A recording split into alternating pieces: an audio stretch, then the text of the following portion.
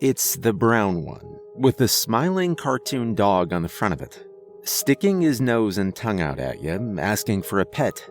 His paw is the handle. It's tacky, it's silly, it's adorable, and I use it every morning to get my fix of Joe. I love that damn thing. So let me know if you find it, because Lord knows I damn well can't. And believe me, I looked everywhere the morning I realized it was missing. I looked in the cupboard, I looked in the dishwasher, I even looked in the living room, thinking maybe I left it out the night before and forgot to wash it. But it wasn't there. I mean, I have other mugs, so I still got my coffee that day, but it's the principle of the thing, you know?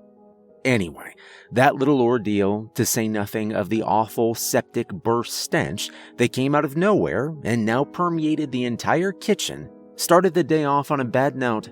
And when that kind of precedent is set, I hold a petty grudge against the universe for the rest of the day. I was cranky on my way to work. I was cranky at work. I was cranky on the way back from work. I was cranky in the drive-thru line. I was cranky when I got home, and when I sat down on the couch, and when I turned on the TV, and when I crawled my ass up to bed. I went to sleep cranky, and I had cranky dreams of cranky-ass people just annoying me in cranky little ways. It's amazing how such a little thing can ruin your whole day.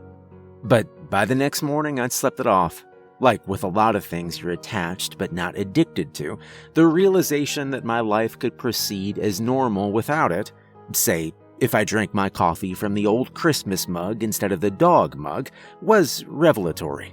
So I shrugged everything off after I got my Joe, and I went to get ready for work. Shower, brush teeth, shave, underwear, shirt, pants, socks, tie, jacket. I went back to the living room and put on the first shoe, then the other. Wait, where the hell was my other shoe? I like to kick them off in spectacular fashion at the end of the day, so honestly it could have been anywhere in the room.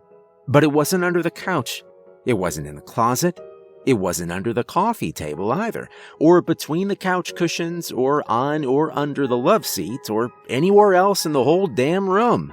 And seeing how I was already running late for work that day, my little scavenger hunt cost me what little time I might have had to change my outfit to match the only other pair of shoes I had time to grab.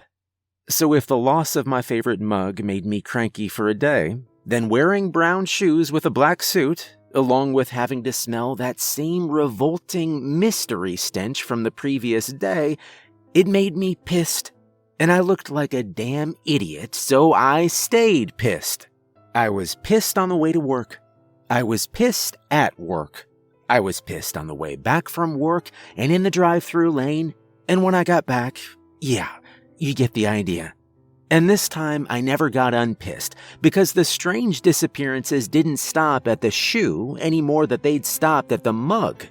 The next morning, I woke up and I couldn't find my razor.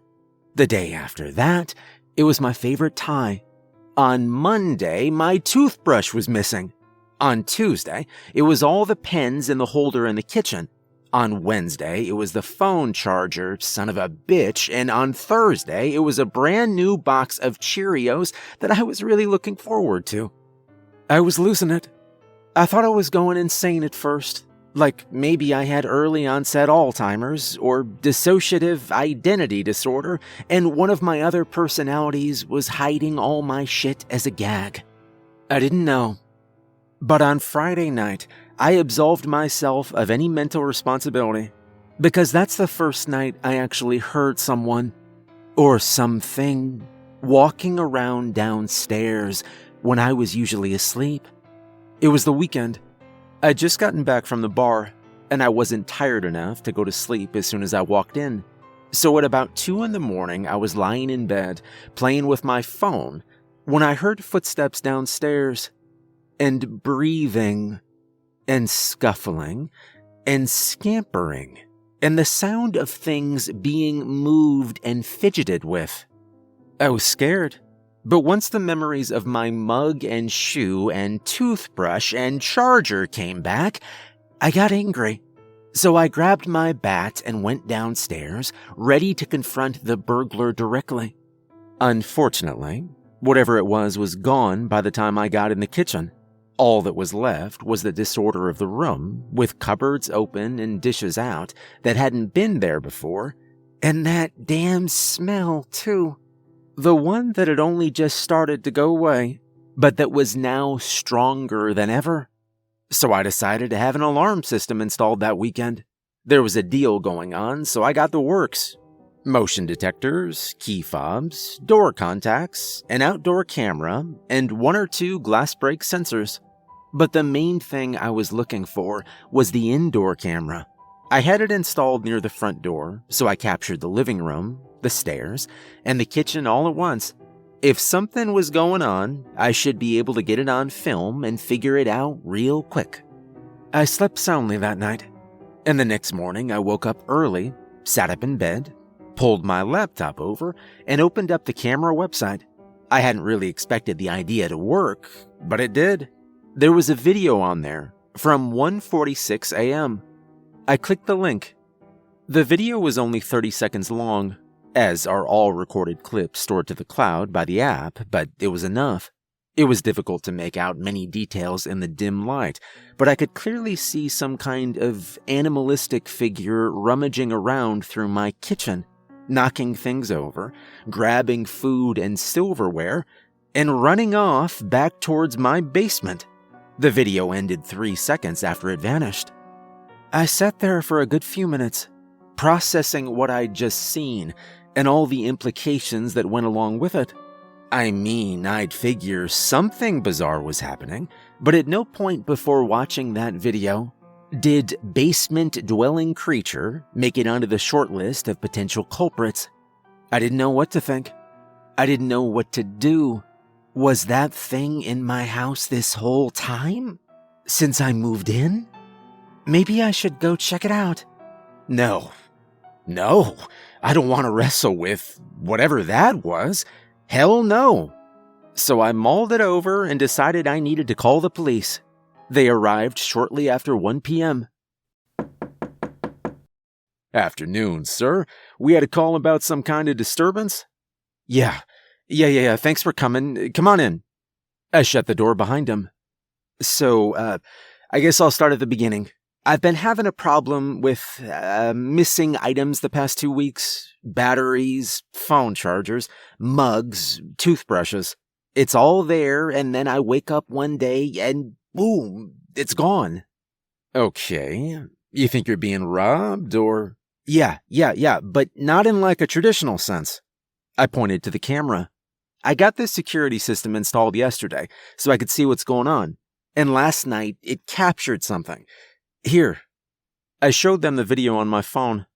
The shorter of the 2 officers spoke for the first time when the video ended, although all he said was, "The hell?" The 2 traded glances. I know. I don't know what that thing is. It doesn't look human. Any chance of a break-in? A break-in? Yes, sir. Any chance this thing's been coming into the house at night from maybe a back window or an unlocked door? No, I don't think so. I keep the place locked at night, and it's still locked when I get up in the morning. None of the windows are broke either. I think this thing's been coming up from my basement. That's where he's headed at the end of the video. The officers looked at each other, and the taller one shrugged. We'll take a look at it, see what's going on. Thank you, guys. I mean it. At first, I was just going crazy over the missing stuff, but now I'm kind of freaked out about that thing.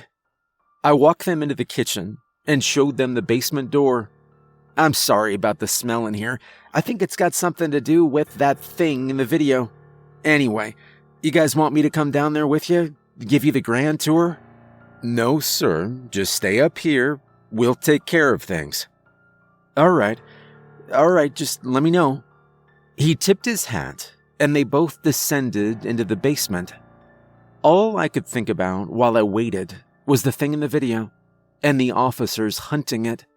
I hoped they knew what they were doing. I hoped they were okay. They were professionals, after all. But at the same time, I couldn't imagine something like that being included in their training. I mean, what was that thing? Some kind of vampire? Or an army experiment gone awry? I checked and rechecked the footage over and over. Again, the poor lighting made it difficult to see much beyond the silhouette, but I could see that it was pale and thin, and roughly humanoid. But humanoid didn't make it human. That much was readily apparent. If I looked closely enough, I could see bristles of hair and eyes. And were those teeth? I couldn't really tell, but my mind, always eager to fill in the blanks with the worst possible scenario, was leaning towards yes. Time ticked by, and the officers never emerged from that basement. It was getting late, and I was getting worried. Eventually, after pacing the kitchen floor nervously for the 40th time, I decided to go down and check on things. I mean, they'd said not to follow him, and I didn't want to interfere with official police business or whatever, but how the hell long could something like this possibly take? Besides, it was my house, my basement, my rules. I don't think they had any kind of legal precedent to keep me from parts of my own home, especially since I was the one who called them. So I opened the basement door and descended the steps.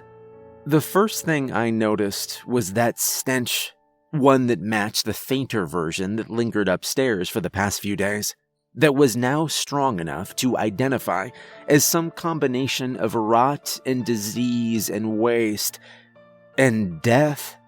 It was overwhelming, but I needed answers now more than ever, so I just pulled my shirt up over my nose and I kept going. I rounded the corner away from the stairs and started walking deeper into the basement. Hello? Officers? You guys okay? No answer. I started to get nervous. It wasn't a huge room, so if someone was in there, I think I'd be aware of it before even getting off the staircase. But there was nothing but silence from what I could see. I walked down between the shelves, and I found a big fat heap of nothing behind each one. But the smell got undeniably stronger the farther back I went, so all I really had to do was follow it to get to wherever it was I was going. So I did. I followed the stench into the deepest corner of my basement, where it was at its strongest. It was unendurable. My eyes were boiling, my nose stung, but I found what I was looking for, although in retrospect I wish I hadn't. There was a tunnel there, dug right through the corner where the wall met the floor, that stretched away from the basement deep enough into the ground that I couldn't see where it ended. I knelt down and peered inside. What the hell? I sat at the entrance to it for a while, and in addition to pondering over the basics, how long it'd been there, how it got there, who dug it, etc., I wrestled with the increasingly obvious fact that since the officers were neither present in the basement nor in the upstairs of the house, that meant they'd crawled into that thing. It was a revolting thought. I didn't know why they hadn't just called for backup, or why backup hadn't trailed them here yet, or suggested blocking off the tunnel and calling it a day. But no, in their professional wisdom, they deemed it necessary to crawl into that hole. I looked deep into the tunnel. Darkness. Darkness and dirt, and exposed tree roots and little animal skeletons. That's all I could see. And that smell. But there was no sign whatsoever of either the officers or of that creature from the... Wait. I saw movement. Just a little at the farthest end of the tunnel, a bit past where my eyes could define shapes. But I know I saw something. I squinted, and then I took out my phone and shined the flashlight into the depths. Holy shit! There it was. The pale thing from the video, crouched like a beast in the far end of the tunnel, and staring back at me like I was a hot meal. I didn't stick around to shake its hand. I bolted back the way I came, and I tore up the staircase and slammed the door behind me. Then I slid my back down it into a sitting position, and I tried to catch my breath. Holy shit. Holy shit, what the hell was that thing? It looked like a human, not a healthy one by any stretch of the imagination, but like some kind of deformed, severely malnourished, pale man with the kind of sightless eyes you'd find on cave fish that had never seen the light of day. To be honest, I only saw it for about a quarter second before I ran, but that quarter second was enough. I don't think I'll ever be able to get that image out of my head. And then, shit, the officers. Given the fact that I saw only that thing and not them in that tunnel, I'm guessing they didn't crawl inside it willingly. Do I call the cops and let them know their officers are likely dead? Would they blame me? I mean, I don't think mystery basement creature would be an acceptable excuse if you get caught with dead cops in your crawl space. And then the doorknob, right above and to the left of where my head was rested, began to turn. Not only had that creature followed me up here, but at no point had I considered that this thing was intelligent enough to work a door like that. I stood up and grabbed the knob with both hands and held it tight. The creature tried to twist it again, but stopped when it caught, and then started making bizarre grunting and clicking noises. Maybe it was vocalizing its displeasure with my resistance. And then, wham! It started pushing up against the door with its shoulder to get it open. Only my own weight thrown back against the frame prevented that. I felt it step back from the door when it felt the resistance and consider its options, at which point I released a single hand from the knob just long enough to twist the lock on it. Then I stood back and reached for my phone to call the police again, but shit, it wasn't in my pocket. It wasn't on the floor either, or on the counter, or anywhere. I feared I must have dropped it in the basement when I ran. I continued my search for another second, and then bam! I stopped what I was doing. My heart thumped. There it was again. It was throwing the undersides of its fist against the door. Damn it, that old rotting wood wouldn't last 10 minutes under that kind of an assault. I needed to reinforce it before I did anything else, so I slid a kitchen chair under the knob. But that only prevented him or it from turning that knob. It did little to protect the integrity of the wood. Sure enough, the wood splintered a bit in the upper right panel. The basement thing noticed that its crude plan was working. I heard a grunt. And then there was another slam. A 3-inch wide piece of painted oak board now hung loosely from the frame.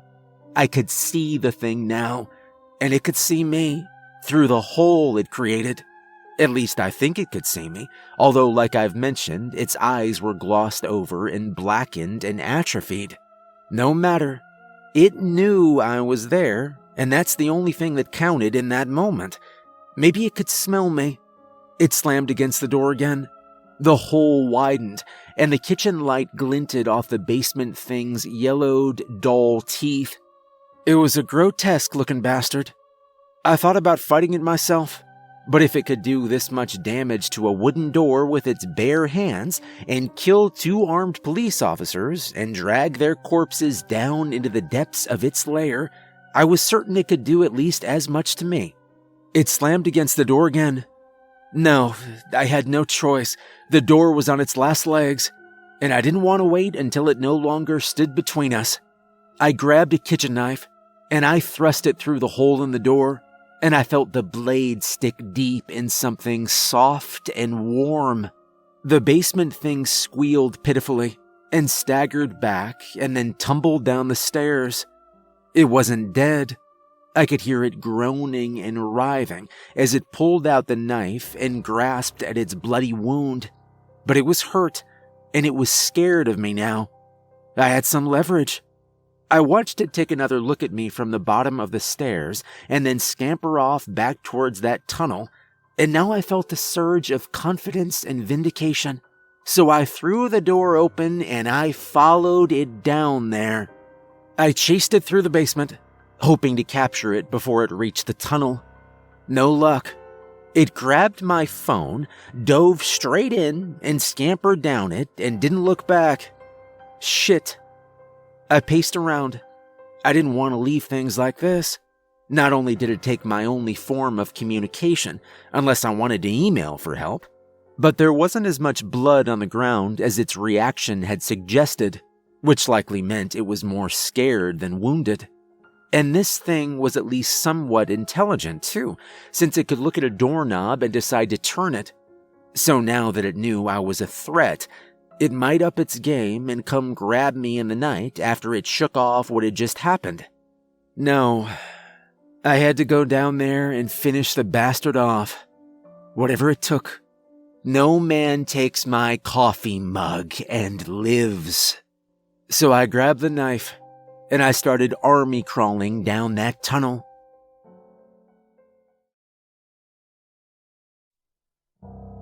It smelled like hell itself, and as I moved, I had to brush aside bugs and animal carcasses swelled with maggots and dangling rope-like tree roots. I crawled and crawled and crawled, well past the point where I was sure I was no longer under my own property line. It was exhausting, but eventually I spilled out into a small cave and stood up and dusted myself off. I looked around. There was a little lake, more like a puddle in the middle of it, and multiple rock pillars stretching from the moss and glowing mushroom-covered ground up to the ceiling. And of course, like everything I'd encountered for the last 3 damn days, it smelled like the end of the world in this place. Once again, I pulled my shirt up to my nose, and I wiped away boiling tears. I gripped the knife with my free hand. All right, where is this son of a bitch? I started walking farther into the cave, and as I did, I came across more and more junk. Piles of it. Food, phones, remote controls, silverware, clothes, toys, video games, controllers, cables and cords. There must have been $10,000 worth of crap down here, and very little of it was mine. There were also multiple side tunnels jutting away from the main chamber in random directions, which I assume had been dug into the basements of my neighbors' houses.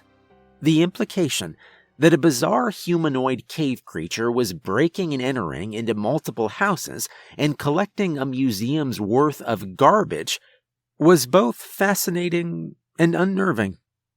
I kept walking, following that rotten, distinctive stench, and then I saw it.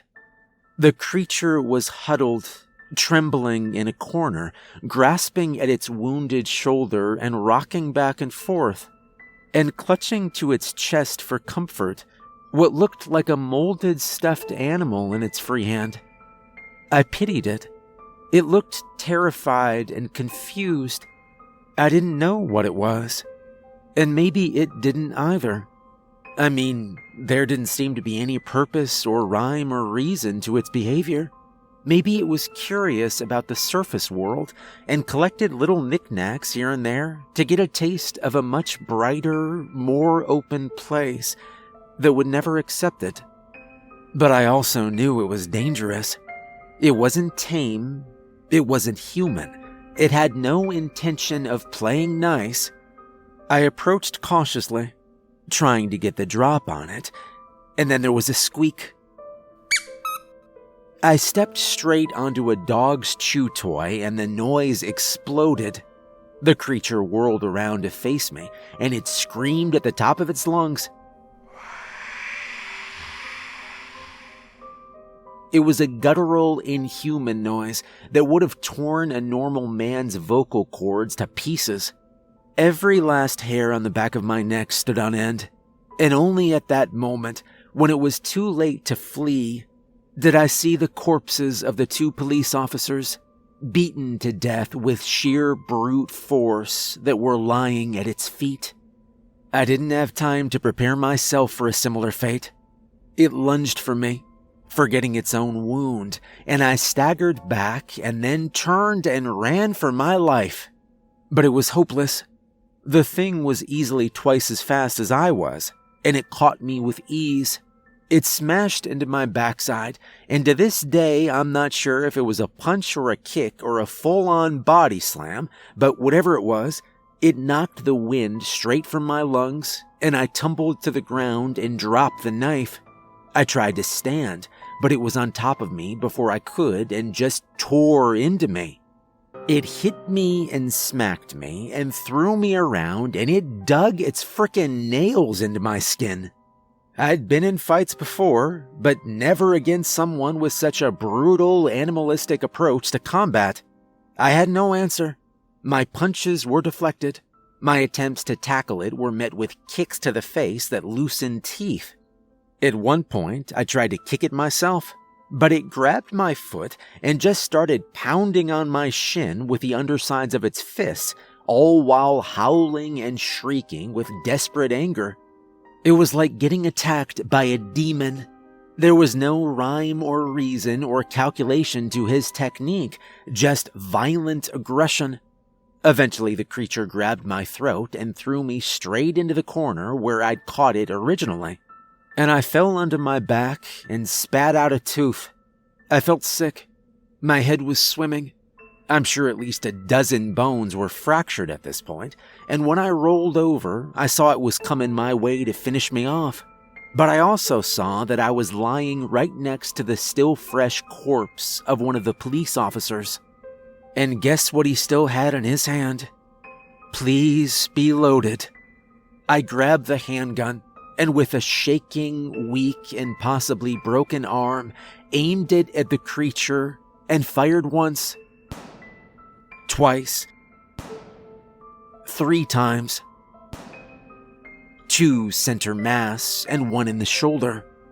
The sound was almost literally deafening as it echoed around the chamber, but 2 of the bullets went straight. The creature grabbed its stomach and then its chest where it had been hit, looked at me with what looked more like disappointment than anything else, and then it tumbled over, dead before it hit the ground. I rolled over onto my own back, and then I passed out.